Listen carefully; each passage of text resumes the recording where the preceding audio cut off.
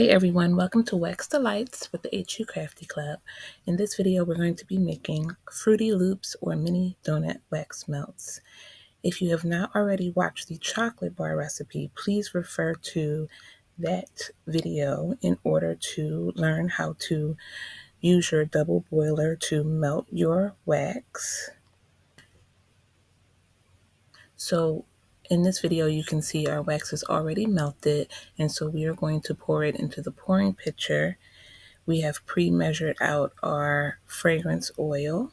We are going to be using 1/8 of an ounce of fragrance oil.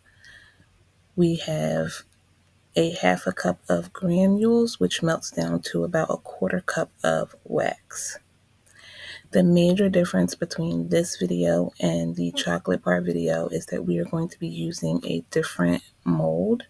We're going to be using a Fruity Loops or mini donut mold to get the little shapes that we want.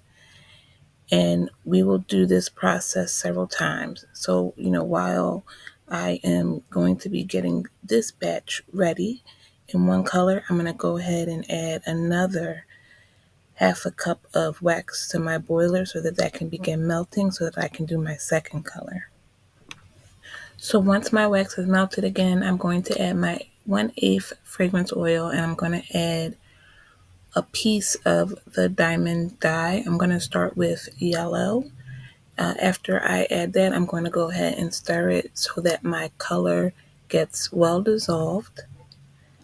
Once it's dissolved, then I will go ahead and add my fragrance oil, and I'm going to stir at least 30 seconds up to 2 minutes in order to bind the fragrance oil with the wax. Once I have done that, I'm going to be as careful as possible to pour my wax into the mold. You can use your pouring pitcher, or you can use one of the small measuring cups with the little spouts on them. Or they may not have spouts. You can use one of the little measuring cups to pour. Whatever is going to be easiest for you. Once you pour, I would recommend doing like 2.5 rows of one color, and then you can move on to the next. If you have excess wax, you can use the little clamshells to make some additional wax melts.